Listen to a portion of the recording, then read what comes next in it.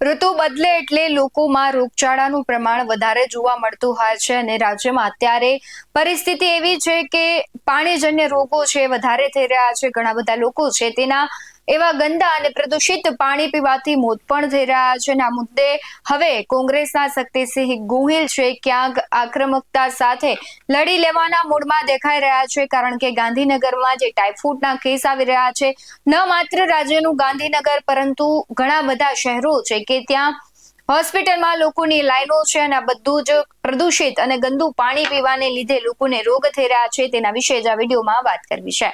નમસ્કાર, Gujarat BS9 TV ન્યૂઝમાં આપની સાથે હું ભગવતી વિશાવડિયા.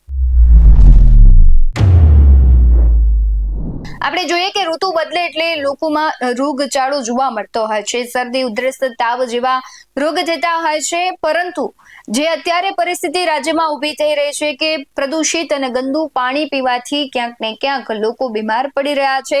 ન માત્ર બીમાર પરંતુ લોકોના જીવ પણ જઈ રહ્યા છે. ત્યારે આ મુદ્દે જ શક્તિસિંહ ગોહિલ છે તે મેદાને આવ્યા છે. તેમણે મુખ્યમંત્રીને એક અલગ પોર્ટલ બનાવવાની વાત કરી છે અને ખાસ કરીને જ્યારે ગાંધીનગરમાં કેસો ટાઇફોઇડના વધી રહ્યા હતા ત્યારે જવાબદાર લોકો છે ભાવનગરમાં હતા અને તેના લઈને સવાલો કર્યા છે કે ભાઈ ગાંધીનગરમાં આવી પરિસ્થિતિ હોય તો તેના મેયર શ્રી છે તે ભાવનગર પહોંચે છે, એના બદલે તેમને ત્યાં ગાંધીનગરમાં જ રહેવું જોઈએ. આરોગ્યના જે જવાબદાર લોકો છે, સરકારી દવાખાનાઓ છે ત્યાં પણ જવું જોઈએ અને લોકો સાથે વાતચીત કરીને ખાસ કરીને તજજ્ઞો સાથે વાતચીત કરવી જોઈએ અને પાણી છે એ લોકોને સારી ગુણવત્તા વાળું મળે તેની તેમણે ભલામણ કરવી જોઈએ. એના બદલે છે તેઓ ભાવનગરમાં હતા ત્યારે સવાલો અનેક હવે થઈ રહ્યા છે અને શક્તિસિંહ શું કહી રહ્યા છે સૌથી પહેલા તેના પર નજર કરીએ. ગાંધીનગરમાં ટાઇફોઇડના કિસ્સાઓ એ ચિંતાજનક છે.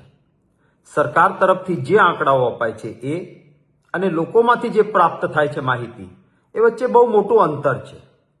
ત્યારે મારી માંગણી છે કે સરકાર કોઈ એવું પોર્ટલ ઊભું કરે કે જેમાં દરરોજ દરેક લેબોરેટરીએ અને દરેક ખાનગી ડોક્ટરોએ પોતાની પાસે કેટલા ટાઇફોઇડના કેસીસ આવ્યા છે એનો ડેટા ફરજિયાત પ્રમાણે અપલોડ કરવાનો થાય. અને એક પોર્ટલ અથવા વોટ્સએપ નંબર એવું પણ રાખો કે જેના અંદર જે કોઈ પરિવારની વ્યક્તિમાંથી એકાદી વ્યક્તિ પણ ટાઇફોઇડગ્રસ્ત થાય અને ભલે પ્રાઇવેટમાં સારવાર લીધી હોય તો એમનો ડેટા પણ પ્રાઇવેટ વ્યક્તિ એ સરકાર સુધી પહોંચાડી શકે. ટાઇફોઇડના આ કિસ્સાઓનો સાચો આંકડો જાણવો બહુ જરૂરી છે, કારણ કે જો એક કોઝ નહીં મળે આપણને અને આગોતરું આયોજન નહીં કરીએ તો આ ટાઇફોઇડના દર્દીઓના વિસ્તારોમાં પરિવારમાં બીજા કિસ્સાઓ પણ જોવા મળશે. જે એસ ટાઇફી નામનું બેક્ટેરિયા એ ઘણું ડેન્જરસ કહી શકાય એ પ્રકારના બેક્ટેરિયા હોય છે અને એ કિસ્સાઓને આપણે લિફાફોફી ન કરી શકાય.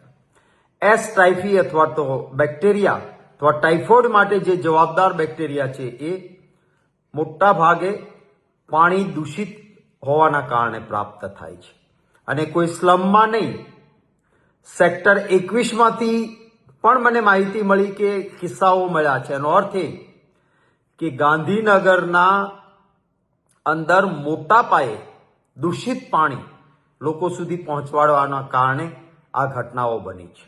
દૂષિત પાણી પાટનગરમાં જો આ પરિસ્થિતિ હોય તો આપણે સમજી શકીએ કે ગુજરાતના અન્ય નગરોમાં, મહાનગરોમાં કેવી પરિસ્થિતિ હશે.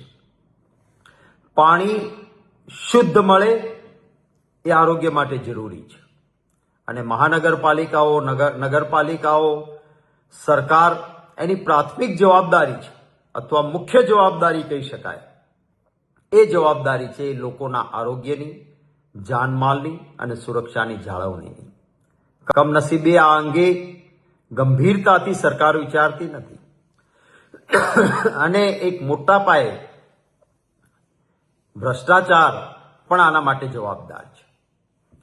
સતત મળતા લોકોમાંથી જે માહિતી પ્રાપ્ત થાય છે, જે કોન્ટ્રાક્ટરો પણ કહે છે કે એક ભય મુક્ત ભ્રષ્ટાચાર, કોમ્પિટિશનમાં ટેન્ડર લાગે તો એ પછી પાર્ટી ફંડમાં કમલમમાં જ પૈસા જમા કરાવવાના, સ્થાનિક હોદ્દેદારોને આપવાના અને સ્થાનિક રીતે પણ પાછી ભ્રષ્ટાચારની માંગ આવે ત્યારે આટલા મોટા પાયે ભ્રષ્ટાચાર થાય તો સ્વાભાવિક રીતે કામો નબળા થવાના અને નબળા કામો થાય છે માટે ક્યાંક પીવાના પાણીની લાઈન ને ગટરની લાઈન ભેગી થઈ જાય છે.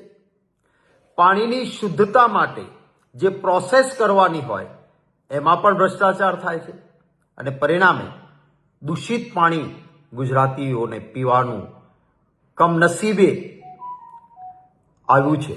ત્યારે આ દૂષિત પાણી એ ખૂબ આરોગ્ય માટે મુશ્કેલી પેદા કરતું હોય છે. ટાઇફોઇડ, હિપેટાઇટિસ, કમળો, પેટના રોગો, કિડનીના રોગો, કેન્સર, આ બધા માટેના કારણોમાં પીવાનું પાણી એ શુદ્ધ નહીં મળવું એ મુખ્ય કારણ છે. ત્યારે ફરી અનુરોધ કરું છું કે સરકાર લીફાફોફી ના કરે અને ગાંધીનગર અને ગુજરાતના તમામ નગરો ગામોમાં લોકોને શુદ્ધ પાણી પીવાનું મળે એ અગ્રિમતા રાખવામાં આવે. ઉત્સવો, રમત ઉત્સવો, તાઇફાઓ એ બધું પછી પહેલા લોકોની આરોગ્યની, જાનમાલની સુરક્ષા એ અતિ આવશ્યક છે.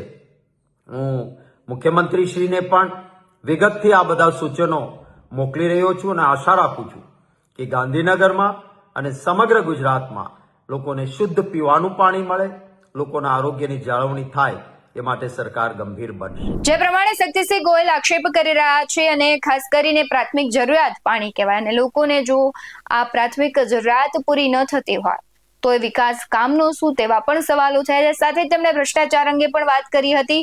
સાથોસાથ મુખ્યમંત્રીને પણ ટકોર કરી છે, રજૂઆત કરી છે અને આ મુદ્દે જ હવે તમારું શું કહેવું છે તે કમેન્ટ બોક્સમાં જરૂરથી જણાવજો. બાકી આવા જ વધુ અહેવાલો સાથે ફરી મળતા રહીશું. તમે અમારી યુટ્યુબ ચેનલને સબસ્ક્રાઇબ કરવાનું, અમને ફેસબુક અને ઇન્સ્ટાગ્રામ પર ફોલો કરવાનું ભૂલશો નહીં. બાકી નવી અપડેટ્સ મેળવવા માટે આપ જોતા રહો BS9 TV ન્યૂઝ. નમસ્કાર.